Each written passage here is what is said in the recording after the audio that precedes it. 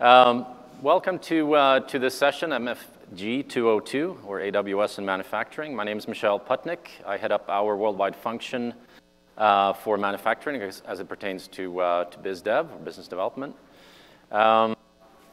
This is a celebration session of what some of the largest manufacturers on Earth are doing on AWS. Now, if you've ever been presenting in front of people before, this size auditorium or a smaller size, you will probably hear that it's not good to have more than 2 speakers because you're going to run out of time and so on and so forth. We have 4 of us here today, so we'll try to stay on topic, try to stay on time, and just cross our fingers that it'll work out just fine. So bear with us. Now, I want to take just a moment to kind of set the stage before we invite our customers up and share their stories. Around the world in manufacturing, we see a lot of the same type of challenges and the same type of processes. Many times, they're represented by what you see on the screen here. They have larger-than-life initiatives around how to connect their factory floors, scrape data off of those to help them analyze it, improve operational efficiency.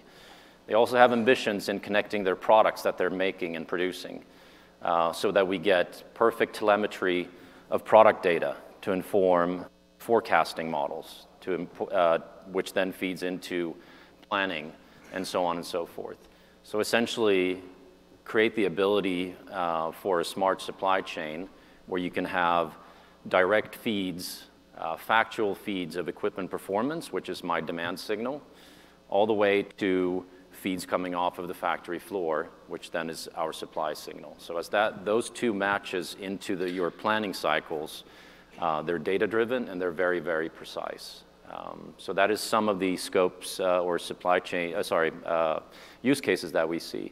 Digital twin for sure. Predictive maintenance, everybody's heard about for quite some time. Self-organizing production. More and more software is coming into the plant floor. So how do we think about disaster recovery is another very popular one.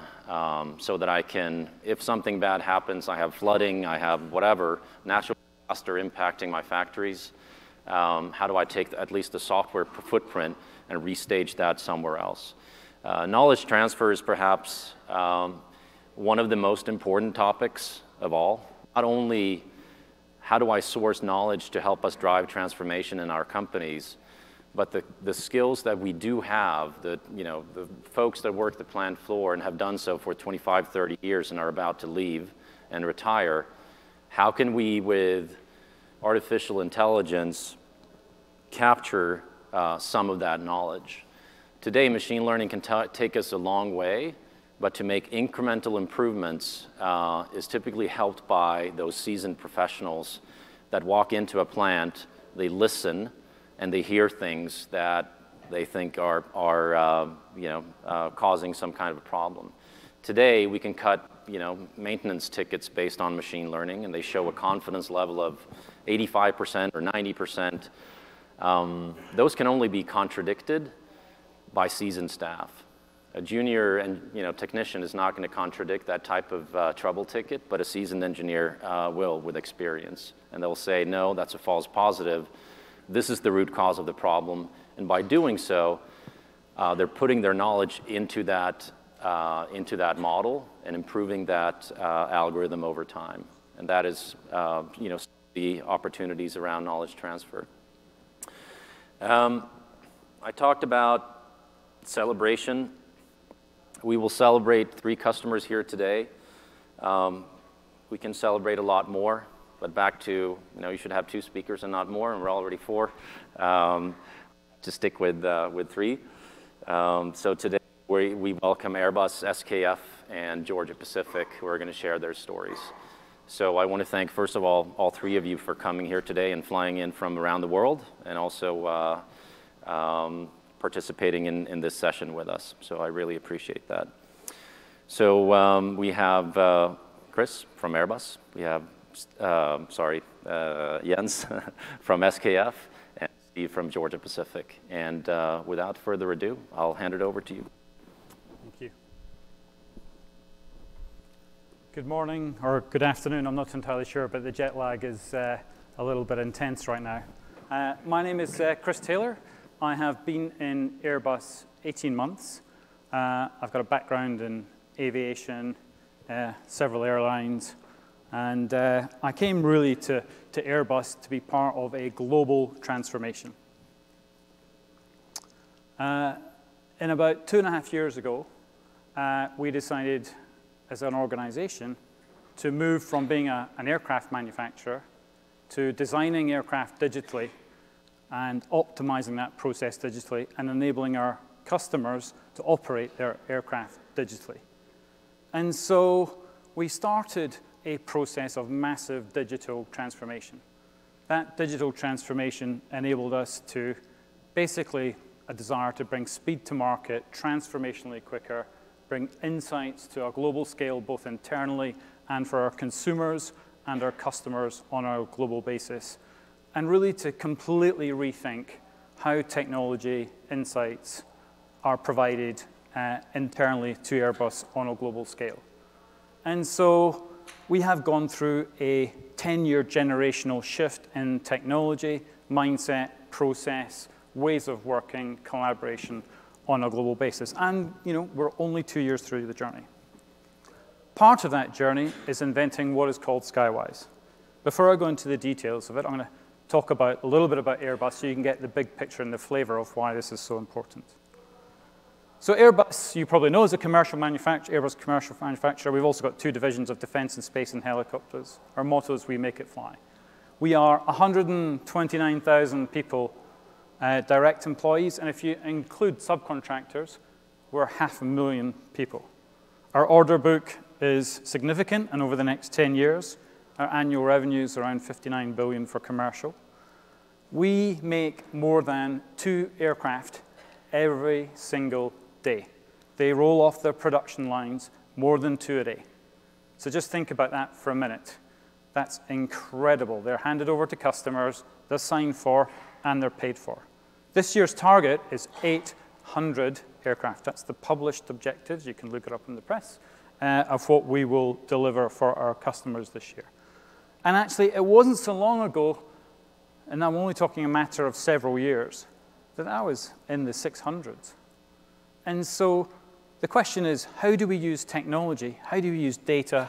How do we scale up that manufacturing process, that supply chain, to go from 500-600 to 800 aircraft per year? Okay? That's the challenge. As part of the digital transformation, we invented an organization called the Digital Accelerator. That's my organization. Our job is to provide a step change in speed to market and scale for all of Airbus. We do that by providing truly global enterprise platforms of cloud, big data, DevOps, API, real-time monitoring, IoT, self-service. We provide them for the whole world. And we build them not as projects, but as products and services. They have their own life, their own teams, their own customer feedback. We deliver them incrementally, and we provide value. One of those is Skywise. Actually, it's more than just one platform. It's a combination of platforms. And I'll talk more about that later. Skywise is a single platform, okay, for all aviation data sources. It takes it from our own internal data sources, our consumers and our customers, and it merges it all together to give new insights across a multitude of truly translational use cases for both us internally in Airbus and our consumers and our airlines and our customers. Okay? We take that data to optimize how we design, build, source, operate our aircraft, continuously improve, and fix across every single aspect of the value chain. And of course, when you're building 2 aircraft a day, the amount of data involved is stratospheric. It's unbelievable. But digital transformation also means a high degree of uncertainty. What's the ramp-up of aircraft? What's the amount of data we're going to download? What's our rate of acquisition of data? Are we going to get value out of it? Do we actually need it? So digital transformation means living with uncertainty, but also living with agility and living with scale. And so these were some of the requirements that we drove into the whole concept of Skywise and how we wanted it to be used, consumed on a global basis. Hyperscale. We wanted self-service. You know, I have a view that if IT's in the way, we're just slowing things down. So we wanted people to self-serve the consumption, both of the insights and the reports and the dashboards, but also the development on top of them.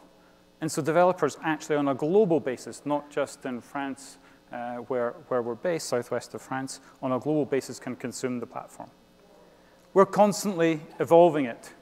One of the new innovations that we've just been working on, and some of my team are here, is actually on IoT, obviously incredibly important for a manufacturer.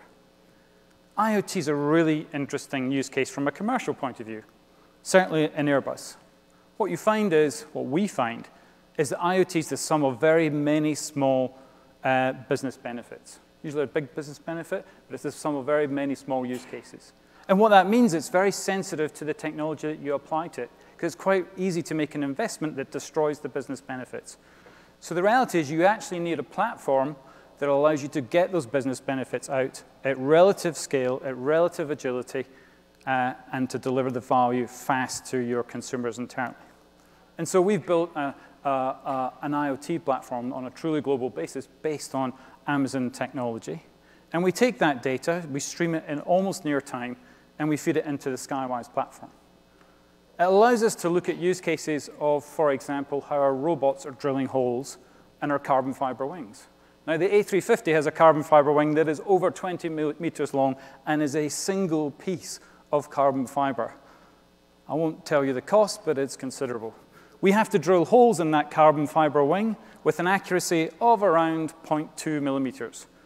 And if we don't get that absolutely spot on, the carbon fiber wing panel is thrown out. Okay? That's just an example.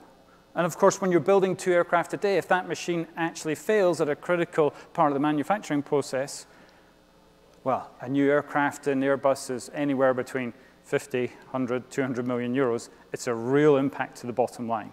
So we need to make sure that the IoT technology that we have can really monitor in real time, optimize the process, optimize the availability, and optimize the accuracy of how they work. We've built platforms, 9 of them in the last year and a half. They are global. They are almost all self-service in slightly different forms. Okay? They're pretty much consumptive-based, and they're almost all based on Amazon. These platforms allow tremendous speed to market. No longer do our developers or our partners or suppliers or anyone else have to worry about the piping, the security, the patching, the core APIs, or anything else. They just consume them. We've built platforms like iTunes has done it for everybody else. They give global performance, consistent performance at the boundaries of scale. So Skywise has 6,000 weekly users right now, and they all enjoy measurable and consistent real-time performance. Okay? But we also enable self-service. You don't have to ask us for access to the API. You can consume it yourselves, or you can consume the dashboard yourselves. They enable decentralized development, and they critically make us really competitive as IT. Makes us competitive because the incremental cost of a new use case on top of them is really small. Setting them up is not cheap by any stretch of the imagination and is actually really tough. Building platforms on enterprise scale is tough if you've ever done it. Many new skills. You're not solving for one customer, you're solving for all customers, so it's really different mindset. It's technically challenging to make them reliable at scale. There is always a huge demand for business features over technical debt. Okay, that's always a tension that you need to manage. Data governance is incredibly important. You know, if we've got personal in the world of GDPR, if we've got personal data on those accidentally or military data accidentally, that's a problem.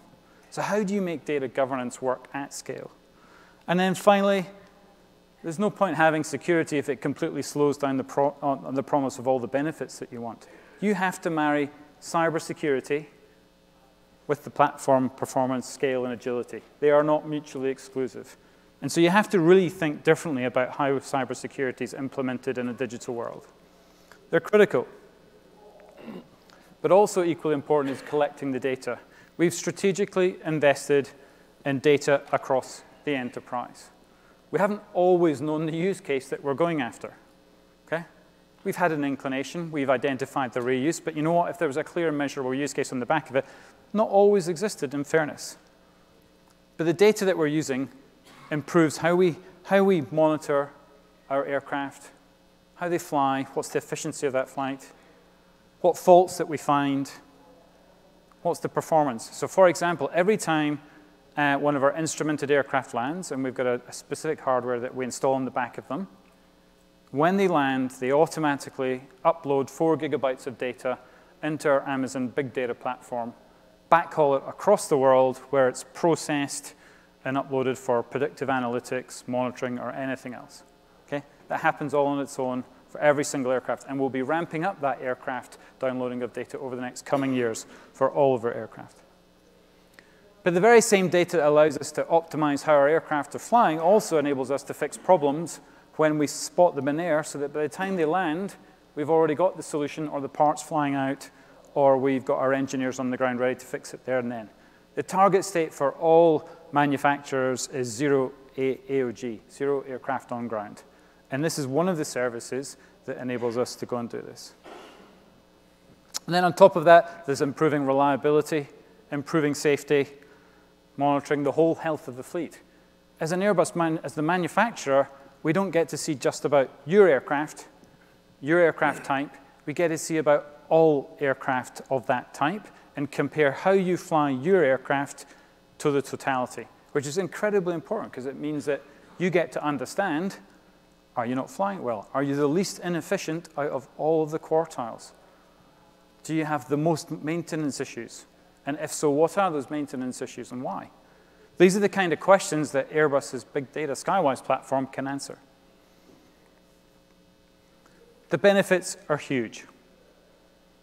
Internally, we can look at all of our parts coming from our suppliers and work out which ones are causing faults. We can look at all of our parts from our suppliers and make strategic investments in forecasting them to drive better value. We can start to predict zero AOG, zero aircraft on ground. We use the data and we put it in the hands of our people in the factories, of procurement, of finance, in the hands of those that are making decisions. No good in the hands of IT. We don't make the decisions in this context. In the hands of the people that make the decisions, who turn that data into real, tangible value. So it's truly transformational. It's truly part of the digital transformation of Airbus. And so I'll come to the platform, which I suspect most of you are very interested in. It's actually a platform of platforms. There's many. It's almost entirely based on Amazon. We chose Amazon a year and a half ago, 2 years ago. The only piece that's not is the authentication and authorization services. The end-to-end monitoring, we completely rethought global monitoring of the platform for both security and operational performance, all based on Amazon. We have our Airbus Global API platform. In the last year and a half, we've deployed about 120 APIs.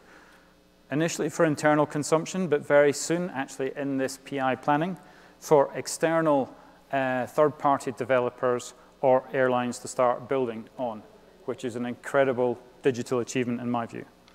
We also have Airbus Public Cloud that is highly automated, highly reusable, and still in development that allows us to build applications, microservices on top of it. The big data platform underneath is built by a company in partnership with us called Palantir. You've probably heard of them. It, again, is based on Amazon. And it allows a lot of the self-service on top of that.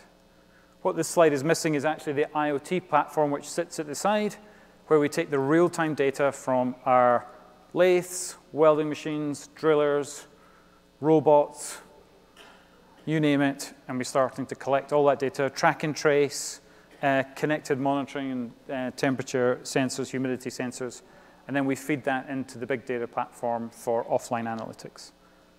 There are probably 30 Amazon services under this, and lots of serverless components in it. they've really given us a huge transformation in terms of time to market, operational reliability, agility, and scale. We also don't have to worry about patching them. We still have EC2 and S3 and those sorts of things underneath there. But actually, we've really enjoyed a lot of the PaaS services under Amazon because of those actual benefits. This is the last year and a half's work. The platform has been going around for 2.5 years, and we're still under development. But you can see it is truly transformational. It is truly a digital platform at global scale. And it's meant to deliver value internally for us, but also for our airlines and partners. And we're driving the adoption. You can see the number of airlines who are now starting to use it on a global basis. I think you can see that 5,000 aircraft somehow in the next year and a half. Target is 10,000 aircraft. You think about the amount of data that's coming off those aircraft on a daily basis at 10,000. So we have partners all over the world who are using these platforms and services that we've built over the last year and a half. And so I'm going to finish there. But I'm going to finish by saying thank you. To do this almost from scratch is really about our people. They started on a journey, many of them without Amazon skills, many of them just on a belief that this was the right thing to do. Many of them have reinvented themselves. And it's been a tremendous journey for our people to come and do this from standing scratch. It's been an incredible achievement and for everybody involved. And there's probably several hundred people involved in this who've worked incredibly hard and really challenged the existing constraints in the organization to be able to do something like this. So I'd like to say thanks to them all. Some of them are here. Thank you very much, gentlemen. I'm very proud of you. Thank you.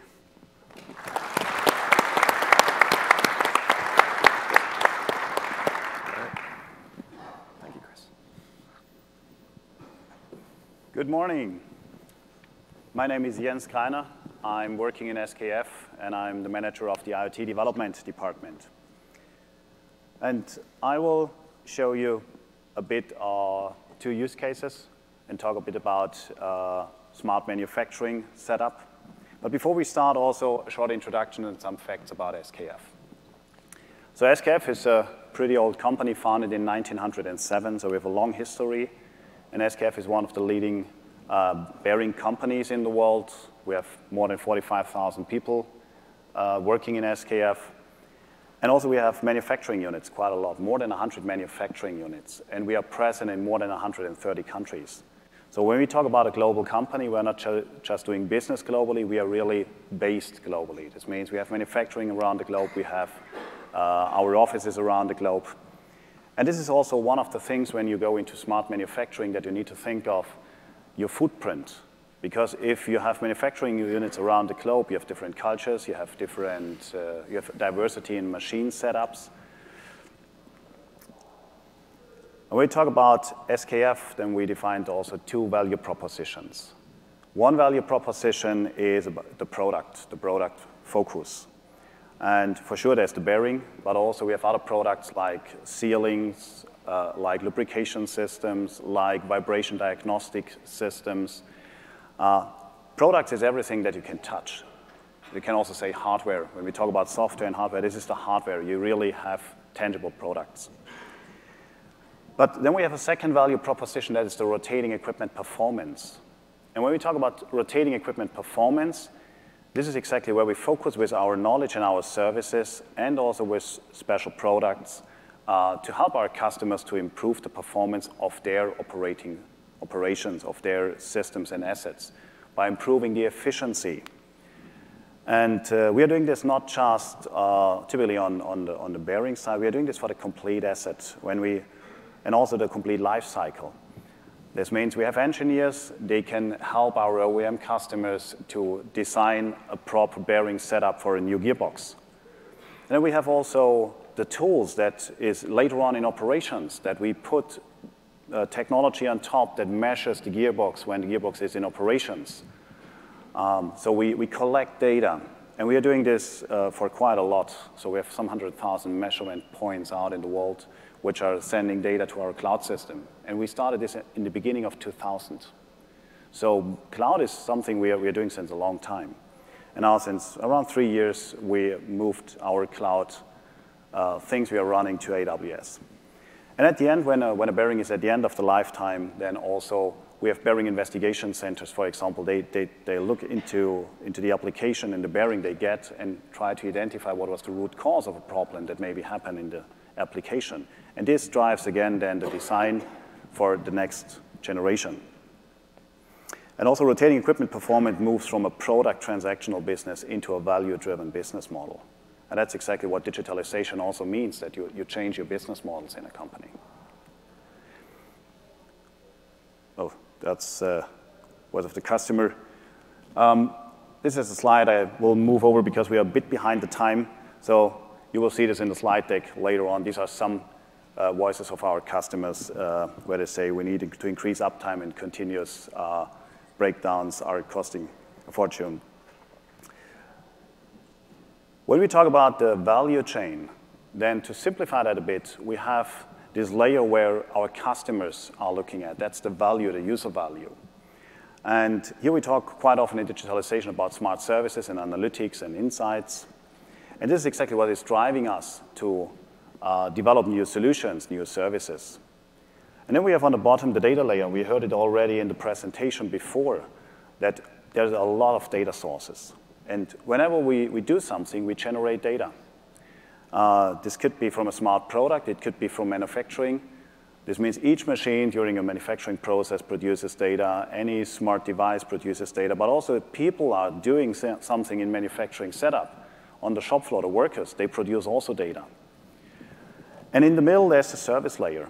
And the service layer is the digital platform where I'm focusing on with my team. So we are building services that allows us to really bring this user value into a solution in a very fast way, so that we can build really solutions in weeks and not in years or months.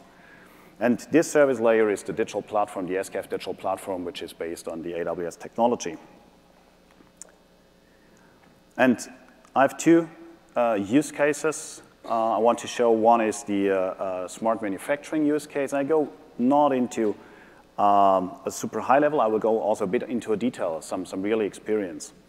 And when we talk about smart manufacturing in SKF, we also define quite a bunch of, I would say, domains or capabilities we need to look into when we talk about a smart manufacturing.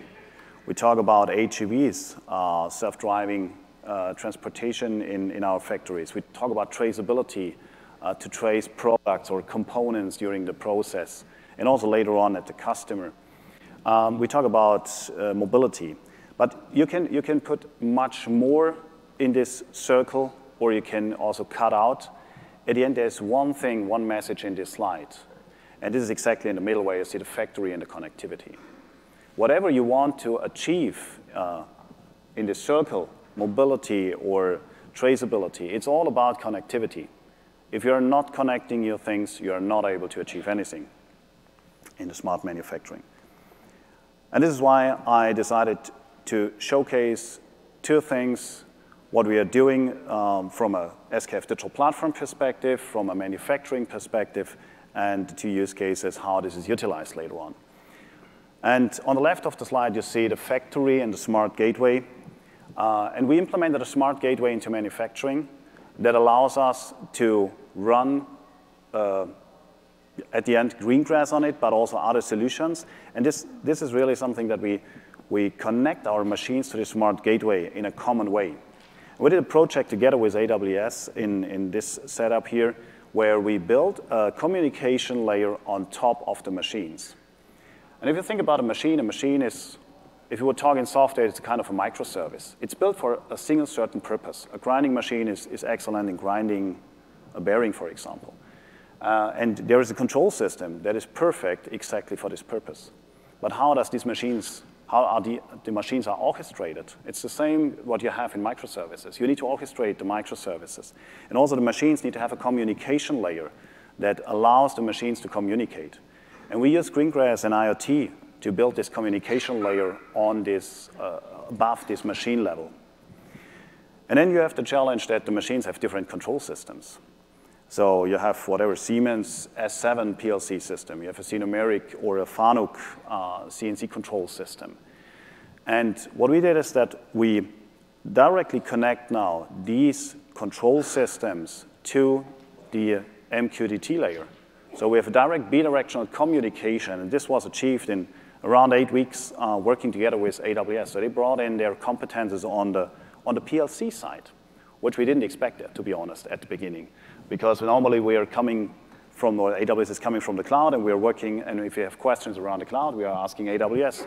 And then we figured out that they also have more or less production lines, fulfillment centers, so they need to connect the things.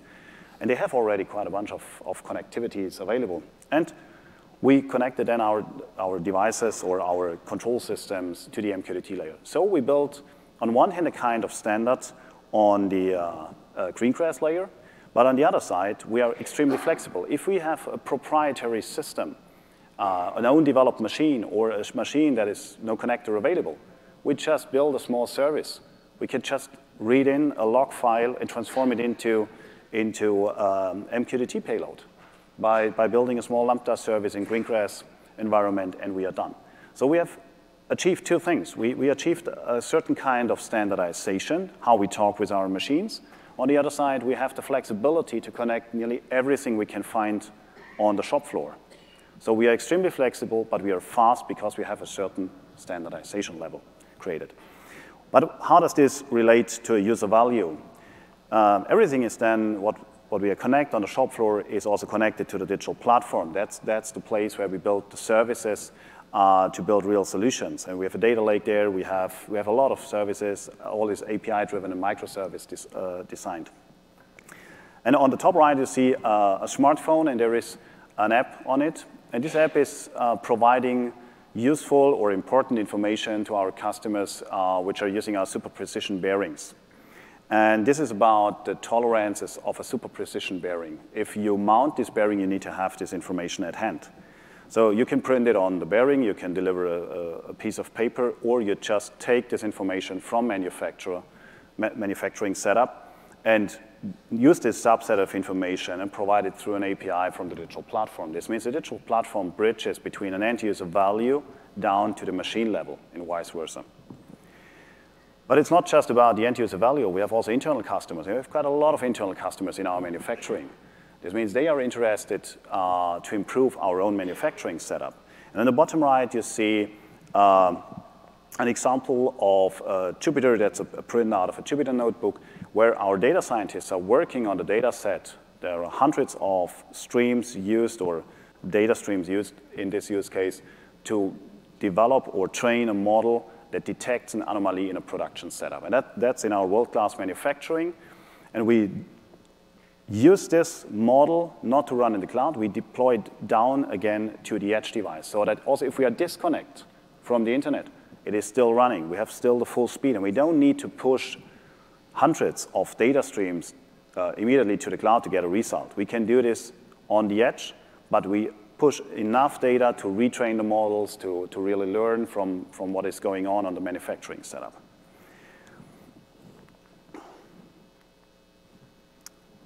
So, oh, this was the same. The next use case is about a System 24. It's a single-point lubricator. And you see here day mining. And this lubricator is used in day mining. And if you look at the lubricator, that's an excellent small product. It is designed that you put it on a single bearing, you adjust the lubrication cycles, and it's lubricating the bearing. So you don't forget to lubricate the bearing. That's excellent. But in a day mining setup, you have kilometers and miles between the assets. So there's no one walking around and see if the grease cartridge gets empty. It's battery powered, so at a certain time you need to replace the battery. Or if you need to readjust the lubrication cycles, you would need to go out. So this means the customer follows the information in a standard setup. In a small manufacturing plant, it doesn't matter. But in a day mining setup, it's not perfect. So we decided, okay, let's do it the other way around. The customer is not following the information is following the customer. So the customer gets the information when the customer needs it. What we did is we took an existing product. We enabled the product by having connectivity in the product and built a solution that is web web UI, web-based, so you can run it on your notebook, you can run it on the mobile device, and you get all this information. What we have here is, you see this it's currently in the pilot phase, you see a dashboard that provides all the information that is needed to identify if there's a problem. And we created here a demo with quite a lot of red and yellow things and green that you see. This is how it could look like, that you see the information, if there's an alarm, there's an overpressure, or any kind of problem. Additionally, we use this data we are getting to also analyze the data and provide more insights to a customer over time, so that we learn from the data sets over time and can provide more insights for the customer. From a technology point of view, and this is also something that need to be considered when you build a smart product, this has again an impact into your manufacturing process. Because you're not just testing the product itself, that the lubrication is working. No, you also need to make sure that your connectivity is working. The gateway has a 4G modem integrated into the gateway. This means we are totally independent from any network from the customer side. But the solution itself is built that we have a LoRa network. The lubricators are connected to the gateway. The gateway is securely connected to the IoT core, to the AWS IoT service, and it's exchanging the data bidirectional. It's a typical IoT solution. Then we have the data are stored into the data lake. We can apply analytics then into the data. We have notification service there that we actively inform our customers if something happens. So you don't need to open up the dashboard to see if there's a critical alarm or something popping up. So that's super simple to use. But what we also did is that we have the same solution and interfaces for our manufacturing setup. This means our manufacturing could also use the same APIs or the APIs to configure the gateway in the manufacturing in a secure way. We don't need to ship any keys or certificates. It just stays in our manufacturing setup. And also ensures that it is extremely simple for the customer to just take out the gateway and link it to the account and done. So there's no configuration else needed. And that's also that if you build a smart product, it has an impact on your manufacturing setup. If you're doing a smart manufacturing setup, it will automatically lead to things that you can provide to your customer at the end, some real value. Thanks. So then I hand over to Steve. Good job. Good. All right. Good morning. My name is Steve Bacalar. I'm with Georgia Pacific. And I'm delighted to tell you our story. We are a manufacturer of anything you can imagine that comes from a tree, right? So we basically will receive the trees and we'll break them down into paper products, into wood products, or into packaging. In fact, I think we ought to rename this section, it's Amazon Web Services enabling the blue skies all the way to the bathroom in terms of using analytics to drive transformation and improvement. Yeah. But within Georgia Pacific, I want to kind of leave you with the punchline first and then get you through what I think is a pretty relatable story.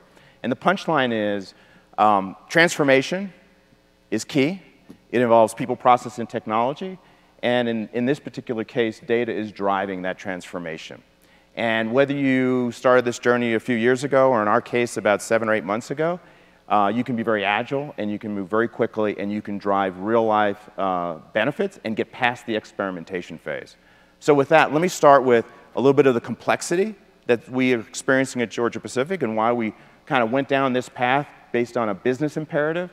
We'll talk about a specific use case, which hopefully will be relatable, and then some of the lessons we learned through the platform itself. Okay, so just to give you a sense of our business complexity, 40,000 employees. We make, literally, just in our consumer products area, we handle over 1 million cases of paper towels and toilet paper a day. We have probably, if you put all the trucks that are delivering our products to our customers in a line, it would be a traffic jam about 70 miles long, okay? Our facilities are not all of one vintage. And so, as you would expect through acquisition, you've got different equipment. Although it's making the same end product, it's doing it in ways that are based on different levels or layers of technology. And everybody would love to have it kind of done one way. Unfortunately, we're dealing with complexity where we've got to produce the same end result, but with essentially different variables in the assets that we run. We're located primarily in North America. We have over 150 manufacturing facilities. Needless to say, the logistics that I mentioned is a big challenge. And then this chart is my favorite chart. For the IT folks in the room, this is our landscape of systems. Because we've grown through acquisition, we've got about 750 discrete applications.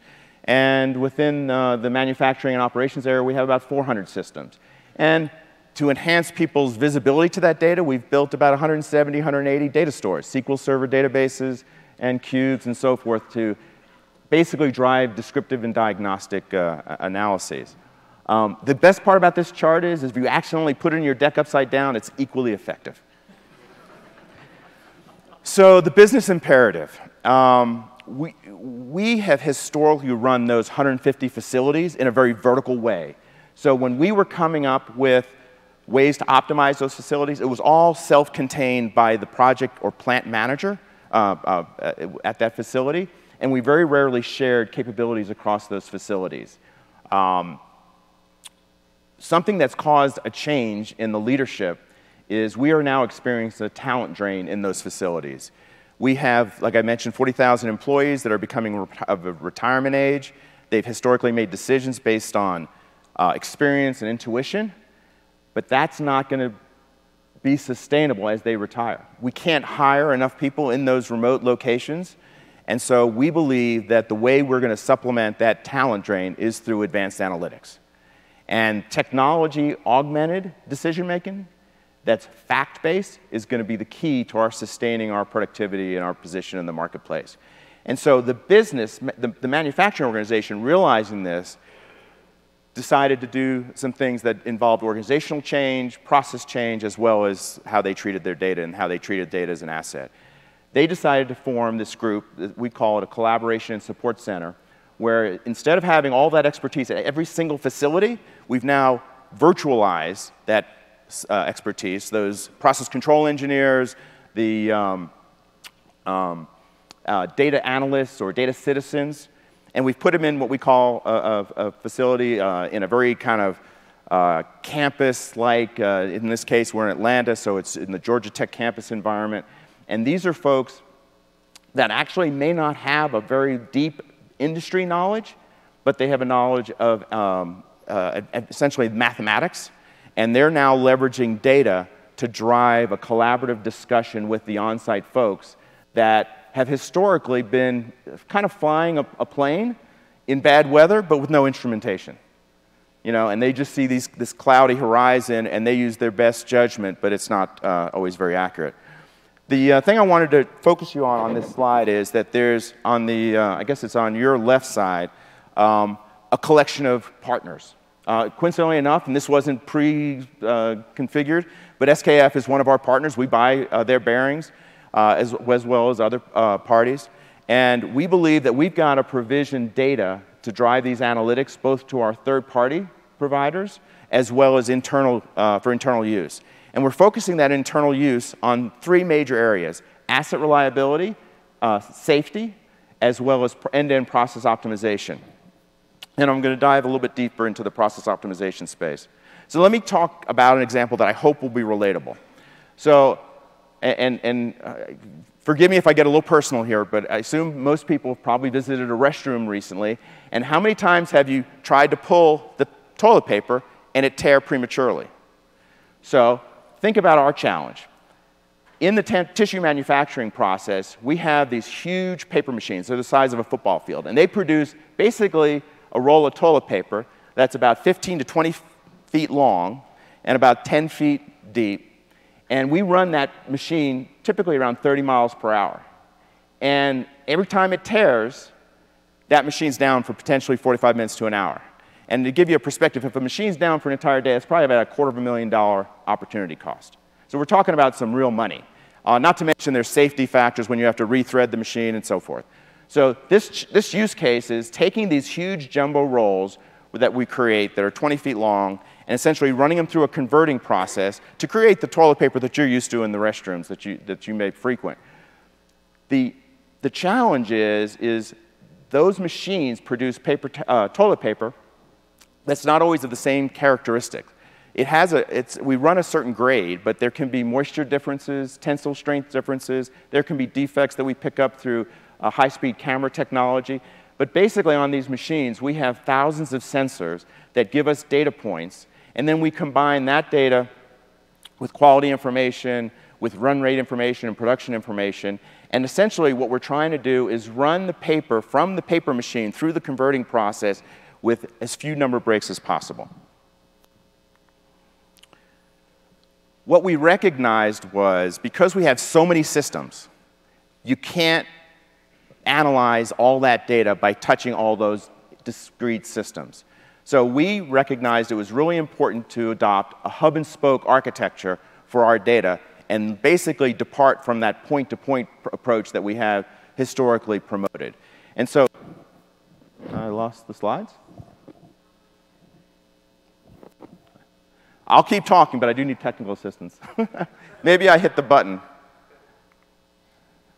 Anyway, so on the importance of this data hub is that we're pulling data from all these disparate systems into one place and allowing these data citizens to run algorithms against these many variables and therefore essentially score the elements that have the greatest impact to reliable production through that converting process.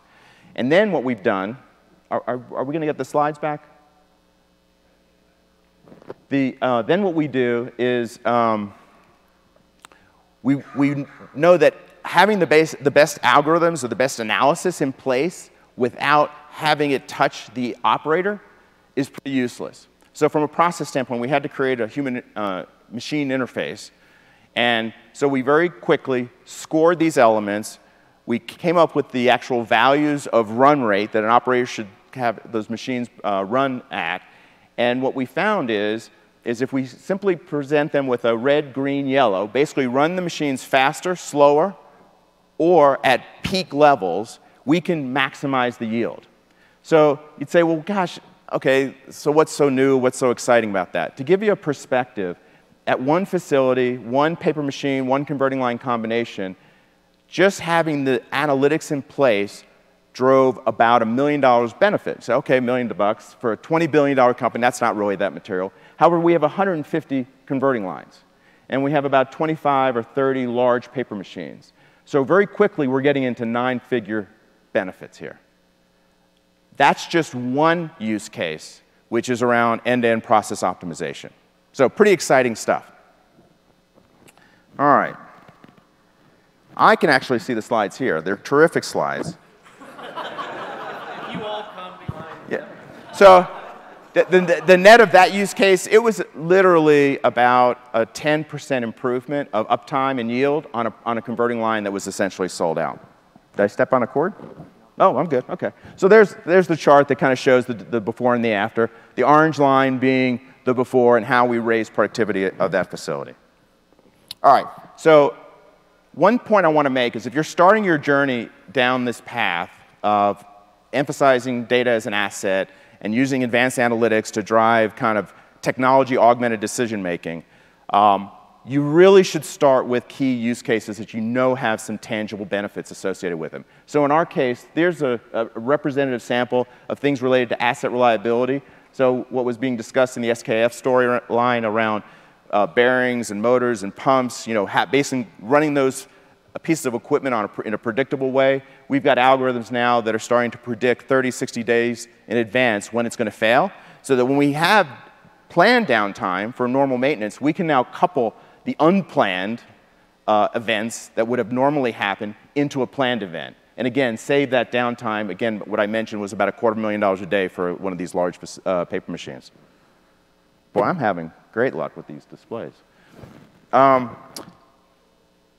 that's the asset reliability. In the process optimization space, we're dealing with the whole end-to-end process of paper making, whether it's the pulping process, the power generation process, whether it's around the reliability of our equipment, the converting, and we're also getting into some of the commercial space. Although I will put in a quick statement around, we decided to focus on manufacturing because the money we found to be in the manufacturing space to dwarf most of the commercial things that you hear most people talk about, at least for a company of our scale and size. The architecture, I'm not going to go through this. You guys are familiar with this, but fundamentally, we are leveraging the AWS platform from end to end. We use things like Lambda to trigger events and Kinesis to bring in real-time data. We're using S3 and Redshift to store and present some of that data. We're using SageMaker along with other tools, R and Python, to analyze that data. We have other third-party tools that help us visualize some of that data.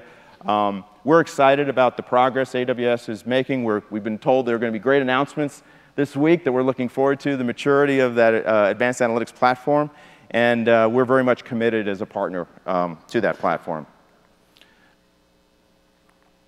So if I was to leave you with kind of a few final thoughts as you start your journeys, if you are in that stage, one thing we did that I think was very strategic from a people standpoint is we started this journey by creating what we called a decision analytics group. So we literally started hiring young, smart mathematicians, not data scientists, but people that have master's degrees in statistics, engineers that had a very strong minor in mathematics.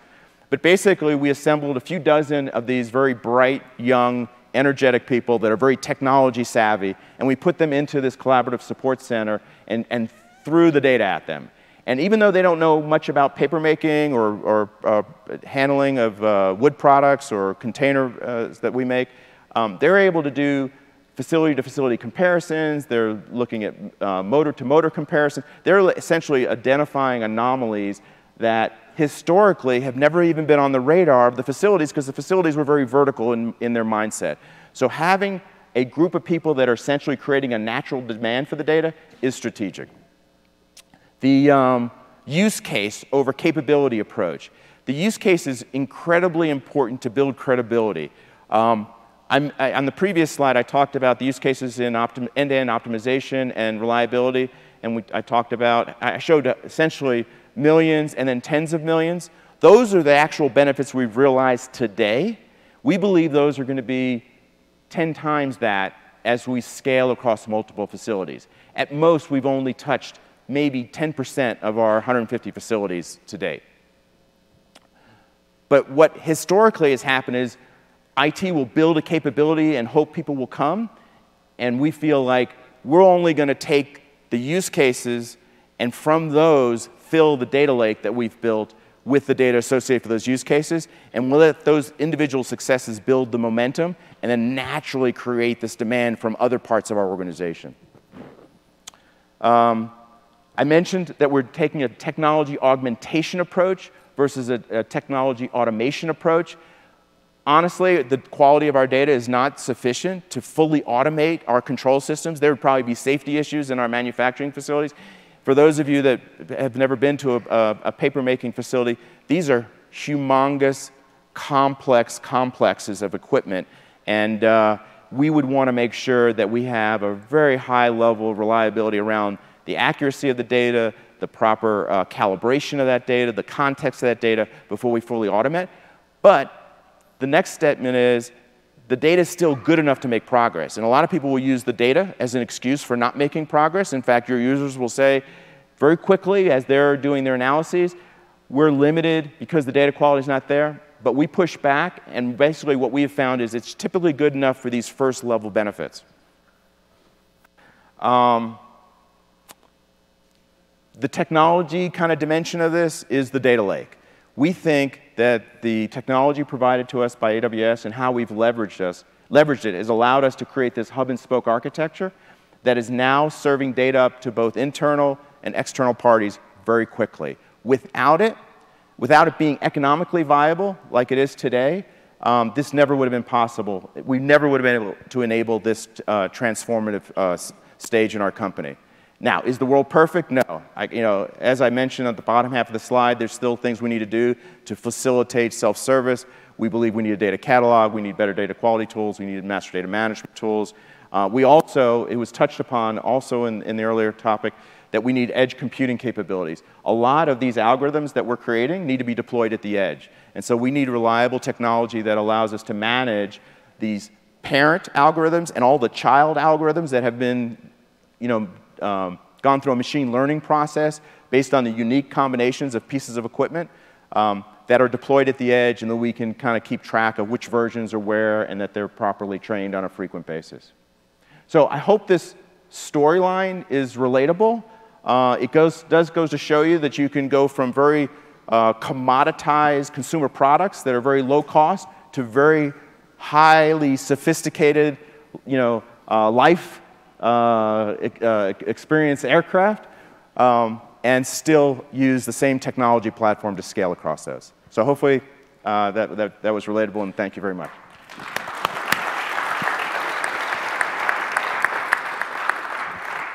Okay, so thanks for sharing these stories, all three of you. I think that was great.